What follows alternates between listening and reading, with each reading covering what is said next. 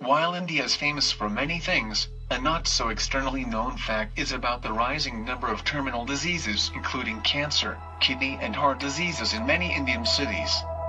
Doctors consider this is due to poor living conditions, lack of awareness of proper food habits among many people. Among the Indian states, the small South Indian state of Kerala tells a scary story of sufferings and deprivation due to terminal illnesses. For example, the 2015 data indicates that 1 in 135 people in the Kottayam region in the state of Kerala in India falls victim of cancer each year. Overall, there are around 30,000 cancer patients in the state of Kerala alone, with most of them under poor living conditions. Government resources and support system to help such people are limited. Many government hospitals have inadequate facilities and support systems for poor patients. Many people who manage to secure treatment in heavily populated government hospitals often sleep rough on footpaths and bus station benches, while visiting distant towns where these hospitals are located. Many households of people with terminal illness in several regions in Kerala, especially small business owners and farmers, live under the threat of losing their livelihood as well as their loved ones due to the enormous cost of treatment and inadequate insurance arrangement. They often fall victims of debt from moneylenders and eventually lose their businesses and homes. Due to this pathetic situation, many opt not to treat and surrender their life in agonizing pain. എല്ലാവരും ഇങ്ങനെ operation ചെയ്യുന്നുണ്ട്. എൻ്റെതിന് ഈ അസ്ഥിയായ കാരണം അവരെന്ത് ചെയ്യും, എങ്ങനെ ചെയ്യും എന്നുള്ളത് എനിക്ക് തലയിലെടുത്തില്ലെങ്കിലും നമുക്ക് ഇംഗ്ലീഷ് പറയണമൊക്കെ മനസ്സിലാകണില്ല. ഡോക്ടർമാർ നമ്മൾ പരസ്പരം പറയണം. ഞാനന്നേരം പറഞ്ഞ് എനിക്ക് ക്യാൻസറാണെങ്കിൽ എനിക്ക് പോലെ മരുന്നൊന്നും എനിക്ക് മരിച്ചാൽ മാത്രം മതി. ഇത്ര കൂടെ ഞാൻ സങ്കടപ്പെട്ട് പറയും. കാരണം എനിക്ക് നോക്കാനും എടുക്കാനും എനിക്ക് വീട്ടുപണിയുണ്ട്. എൻ്റെ നട്ടല് പാടില്ലാഞ്ഞിട്ട് നട്ടലിന് 5-8 വർഷമായി ഞാൻ ബെൽറ്റിട്ടുകൊണ്ടാണ് എൻ്റെ വീട്ടുപണി നടക്കുന്നത്.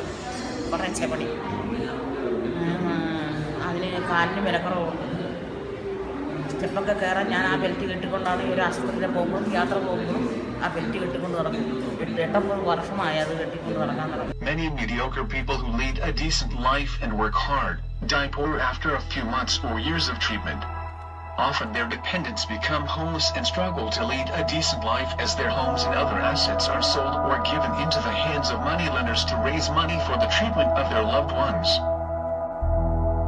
S Raju Foundation was established to help such people with terminal illnesses and their families. S Raju, a veteran businessman from the small town of Pala in the state of Kerala in India, surrendered to cancer on March 4, 2016. His journey with this dreadful disease was short, over a 10 weeks period between diagnosis of this dreadful disease and demise. But in the short journey, Raju and his family encountered the hard realities of financial stress and uncertainties in the lives of the dependent employees of his business. They also witnessed the plight of many unfortunate fellow human beings fighting with similar conditions. That said, Raju was fortunate to have 2 sons whom he educated well to be independent of his small business. They supported their father for his treatment and funded the business to address some challenges it had to face in the absence of its guiding spirit. But the whole experience of the survivors of Raju in their hard times provided them a clear understanding of the gruesome fate of many others in the region facing similar conditions, with no such help that Raju and his employees received. The foundation aims to ease the financial burden on people with serious illness by providing for their treatment, thereby protecting them from falling victims of debt trap and homelessness.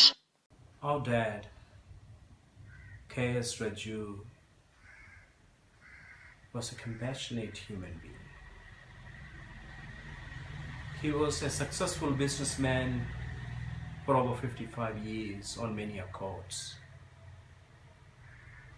He was fully committed to help his fellow human beings, particularly those who suffered from terminal illnesses.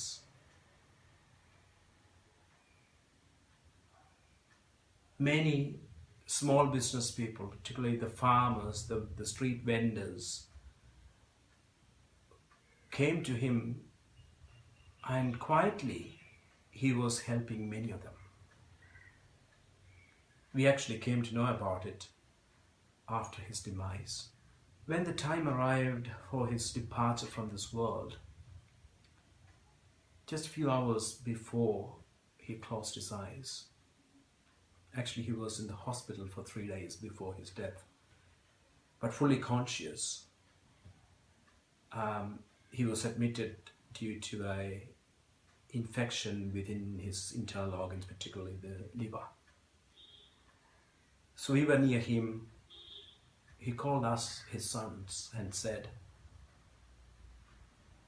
"You have to continue my journey, particularly the help for others, and obviously the business." And he said, "Pray for him." We didn't quite understand what he really meant by that, because we didn't know about the charity works that he was doing quietly, and we didn't fully know all his affairs because we were overseas working there. But we realized what he really meant at his funeral, when thousands and thousands of people turned up to pay homage to this man.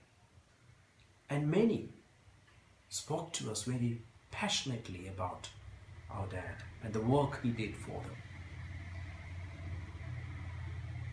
And it was a humbling experience for us, and we thought we should continue his journey. So he made a decision to contribute all the profit from his surviving businesses. And he also made a commitment to contribute our own earnings after our livelihood. But when we realized the depth of this issue, the suffering people in this part of the world, we came to the conclusion that what we have is not enough. That's what made us establish this foundation. And we need your help to continue that journey. We need to hold hand in hand to help these needy people. We hope you would be able to help us to continue our dad's journey. Thank you. The foundation partner with like-minded charity organizations in the region to develop free decent accommodation around government hospitals for poor patients from distant places visiting these hospitals for treatment. The organization also engages social workers to provide emotional support for patients and their families and help them come back to life without losing their homes and livelihood. Full ongoing profits from Raju's surviving business, after a small employee ownership share, has been committed to this project. This would support a small number of people, 2 or 3. Your help today will help many more to face the challenges posed by serious illness and help them come back to life. Returns from a highly secure endowment fund and other securely managed assets of $2.5 million will support 70 to 80 people and their families each year. This means your one-off support today will help over 300 people, including family members of seriously ill people each year. The foundation kindly requests your soul-hearted support for this project. Your generosity today means life for many years.